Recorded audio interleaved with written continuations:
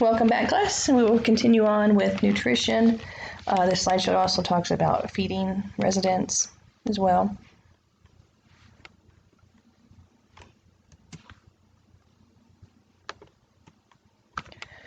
Basic nutrient, the most essential nutrient for life is water. That's important to remember.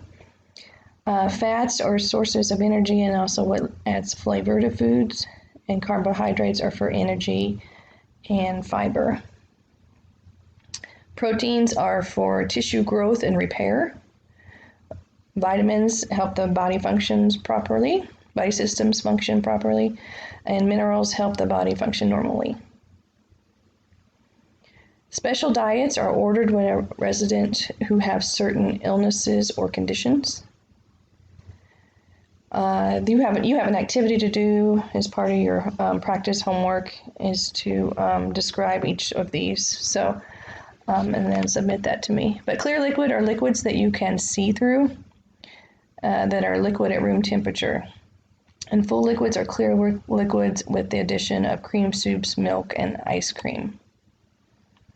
Liquid diets may be ordered for a resident with nausea or vomiting, or before or after surgery. Often after surgery, they'll start you out on clear liquids and see how you tolerate that, and then gradually bump you up to a regular diet.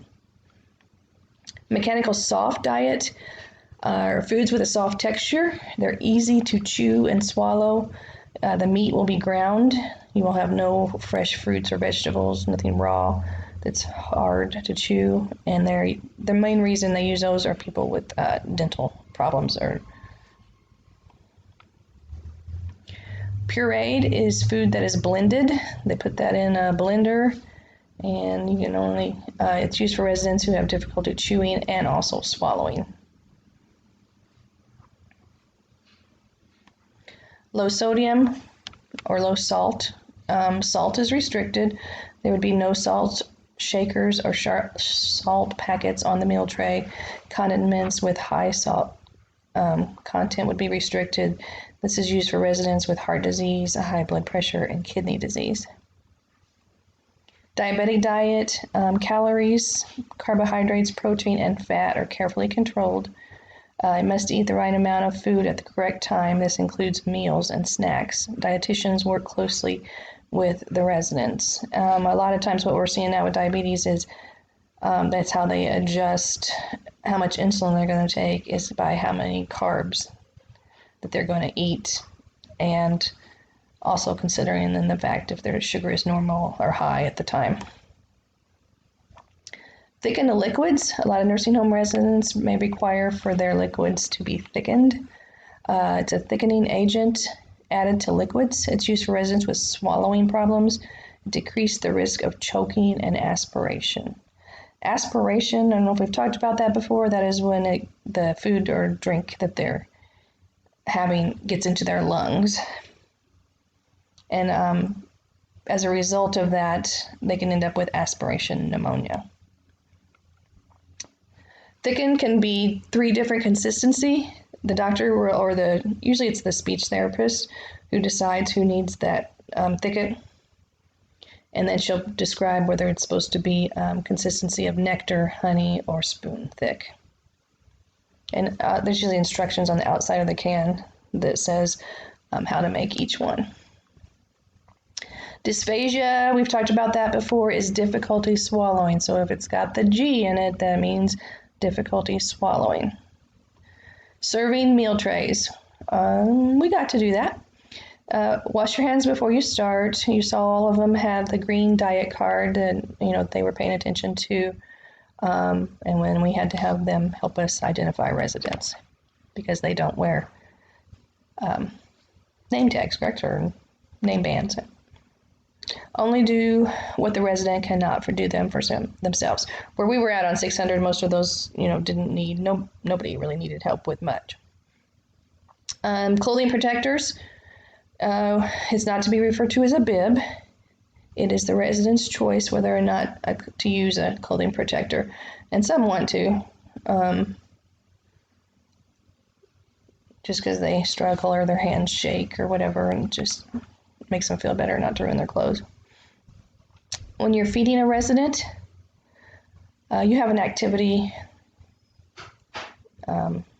for that as well, a clinical activity, which would be a good one to do. It's not real hard. But you're going to wash your hands. You always want to face-to-face contact whenever possible. Offer food and fluids according to the resident's preference. Offer small bite-sized pieces.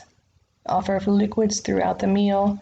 Make sure the mouth is empty before you give the next bite, and talk to the resident during the meal. Probably not a good idea to have them laughing during the meal, but it is a time to have conversation, social time.